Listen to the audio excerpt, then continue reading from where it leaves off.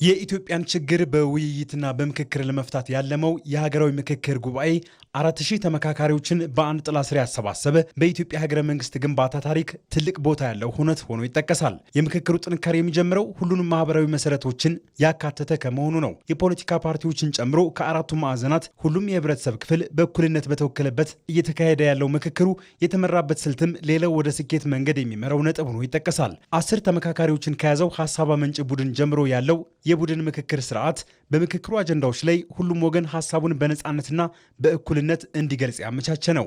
ይህ ሀገራዊ ምክክር ደግሞ ሁሉንም ማህበራዊ መሰረቶችን ከየቡድናቸው አዋቅረው ጣርተው ሁሉም ድምጾች እንዲሰሙ ያደረገበት ነው።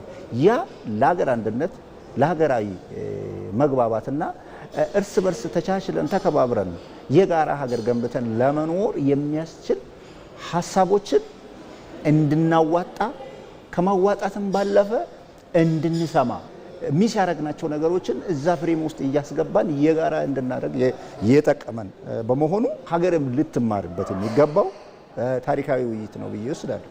ሁሉም ሰው በደንብ ተናግሯል፣ በደንብ ሀሳቡን አስይዟል። 10 ላይ ከ10 እንደገና 50 ላይ ሲሄድ እሱም በጣም የተሻለ ነው።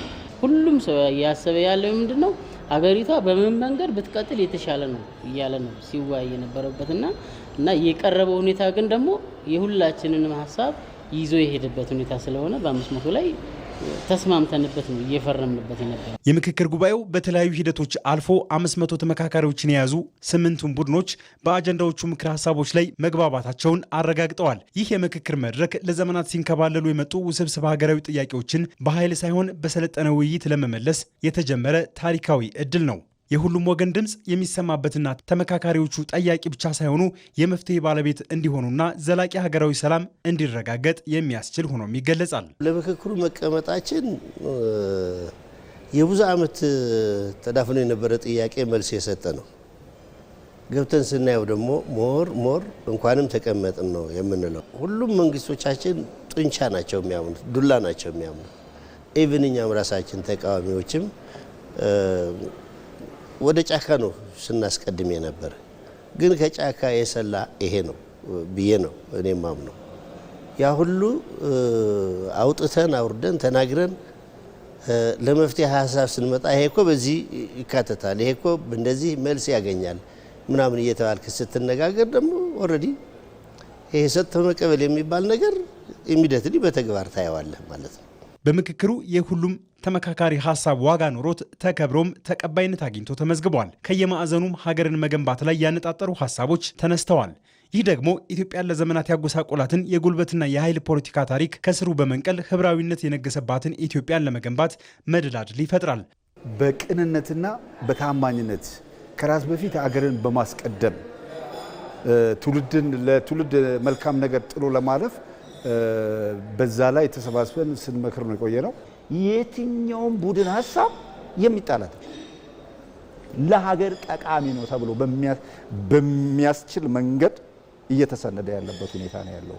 ያ ቀጣይ ሀገሪቷ ካለችበት ችግር ያላቀቃታል፣ ያወጣታል ብዬ በእርግጠኝነት አምናለሁ። ሀገራዊ ምክክሩ የነበሩብንን ውስብስብ ችግሮች ከመፍታት ባለፈ የነገውን የሀገራችንን የፖለቲካ መስመርና አቅጣጫም በጥበብ የጠቆመ መድረክ ሆኗል። በተለይም ለፖለቲካ ፓርቲዎች የሀሳብ የበላይነትን በሰለጠነ ውይይትና በንግግር የማረጋገጥን አስፈላጊነት በተግባር የሚያስተምር መድረክ ሆኖ ይገለጻል። በሀገራችን የነበረው የሰዶ ማሳደድ የጥላቻ ፖለቲካ የደም ፖለቲካ ነበር። በአንድ ጣራ ስር ተቀምጠን መነጋገራችን የሰዶ ማሳደድን የጥላቻ ፖለቲካን አስወግዶ በአሁን ሰዓት የፍቅር ፖለቲካን እየመሰረተ ነው ያለው። ስለዚህ ሰላም፣ መከባበር፣ መቻቻል፣ መተዛዘን ተፈጥሯል ማለት ይችላል። አሁን በዚህ በምክክሩ አንዱ የሌላውን ህመም፣ አንዱ የሌላውን ቁስል፣ አንዱ የሌላውን በደል የሚያዳምጥበት የሚሰማበት ለካ ሳላውቂ ጎድቻለሁ የሚባባልበት ጊዜ ላይ የመጣን ስለሆነ ሀገራዊ ምክክር የሀገራችን ችግር በዘላቂነት ሊፈታ የሚችል በታሪክ ያገኘ ነው። ባይዘው እድለኞች ነን ብዬ አስባለሁ። በታሪክ ያገኘ ነው ድል ነው። ሀገራዊ ምክክሩ የታለመለትን ግብ እንዲመታና ፍሬ እንዲያፈራ የሁሉም ባለድርሻ አካላት ጥረትና ቁርጠኝነት አሁንም ተጠናክሮ መቀጠል አለበት። እያንዳንዱ የማህበረሰብ ክፍል የሚጠበቅበትን ኃላፊነት በቁርጠኝነት ሲወጣ ሂደቱ ይበልጥ ስኬታማ ይሆናል።